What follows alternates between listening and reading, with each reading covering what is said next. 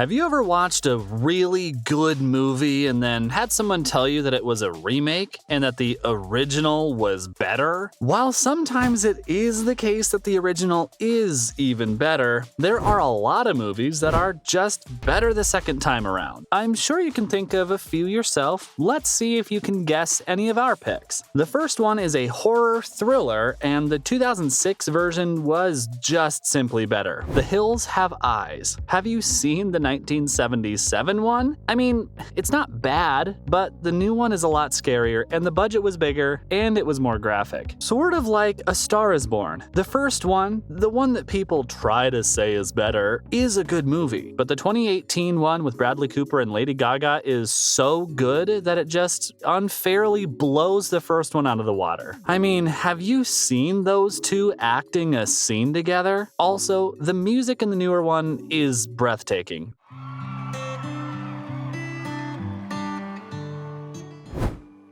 In all the good times I find myself longing. The details of the movie are all really well thought out, and you can tell everyone who worked on it really cared about the quality of the movie. Sometimes a movie goes from good to great because the whole team has a passion for it. Another remake that I like better is Man of Steel over just about every other Superman movie. Yeah, I'm a Zack Snyder stan. What of it?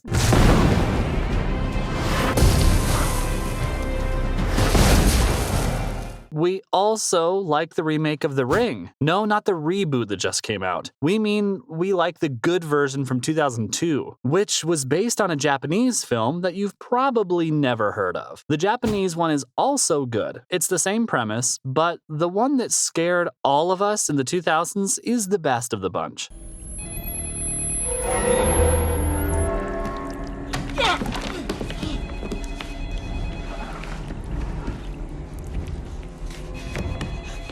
This one may be a little bit controversial, but we like the 2017 reboot of It a lot more than the miniseries with Tim Curry. Okay, don't click off the video. The miniseries is amazing, but guys, come on, have you seen the reboot? It's part horror, part Stephen King love letter, part blockbuster, and it's so scary. Plus, you know that thing that Pennywise does in that movie with his eyes? When one eye kind of just drifts away? Well, you may be disgusted to know that this wasn't CGI or a practical effect. Bill Skarsgård, the actor who plays Pennywise, can just do that with his eyes. For some reason, I don't know how I understood that I could do it as well, but I was like maybe 10 years old, and I'm like, oh my, get in there. Can we see that? Can we, do you mind, just for that camera right Which there? one? The Number three. Yeah, there we go.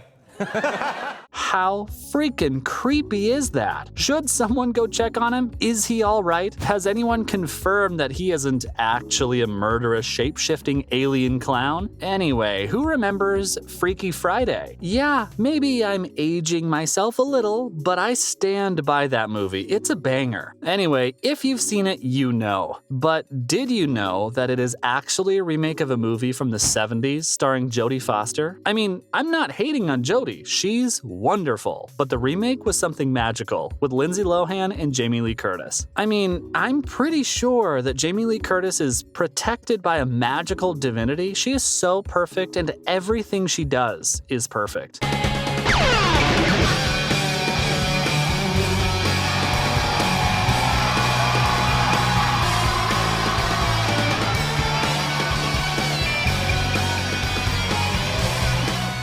Hey, did you guys know that Steven Spielberg rebooted West Side Story in 2021? I watched it and it was really good. Like, really, really good. I can't go to jail. You won't. As long as you remember two things. One, tell them what they want to hear. And two, don't tell them nothing. Hey, garbage! I remember liking the 1961 version, and I still do because it's iconic. But one thing that I should point out, the older one cast white people and gave them dark makeup and said they were Puerto Rican.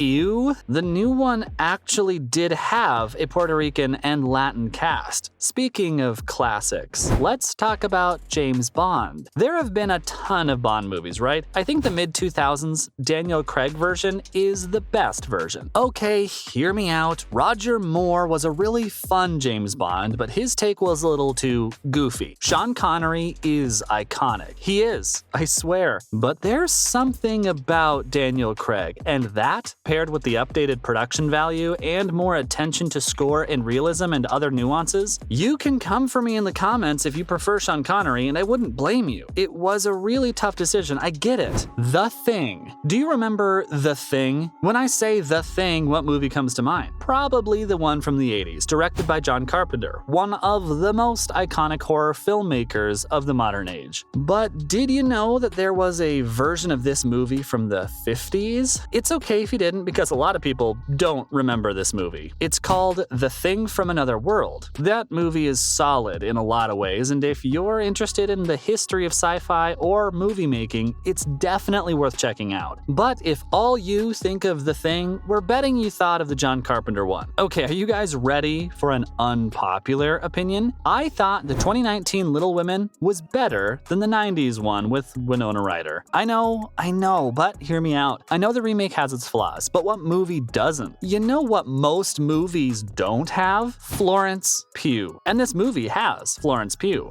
Do I have to say anything else? Okay, I'll say it again. Florence Pugh is an amazing actor and she kills every role she's in. Any sci-fi nerds here? Anyone still here after I said something new was better than a classic in the genre? Well, this next one may also be frustrating, so I apologize in advance, guys, but let's remember that this is all a matter of opinion. I liked the new Dune better than the 80s Dune. If you don't like sci-fi, you have no idea what franchise I'm even talking about. That's okay. Sit tight, there's more for you. This may be pretty typical, but lots of people are diehard fans of the original, and I just don't get it when the 2021 version was as good as it was. Guys, we talked about Freaky Friday. Don't worry, I'm not going back on what I said. And while I stand by my opinion that the one with Jamie Lee Curtis is the best one, I have to bring up the 2020 version called Freaky as a sort of honorable mention. Just because it's a sort of mix of Freaky Friday, Hot Chick, and Happy Death Day, which just is absolutely insane. It's campy and ridiculous, and Vince Vaughn is there for some reason. If you like really chaotic horror with stylized visuals like Mom and Dad or Mandy, the Babysitter, you'll probably like Freaky. It's really scary and really funny and outrageous in a good way. But I stand by my opinion that the Jamie Lee Curtis version is the best one because it just hits the right emotional beats and Lindsay and Jamie have incredible chemistry on screen. What are some of your picks? Are there movies we didn't say? Any you don't agree with? Please like our video and subscribe. And thank you for watching. If you haven't yet, ring the notification bell so you never miss a video. See you next time. Same old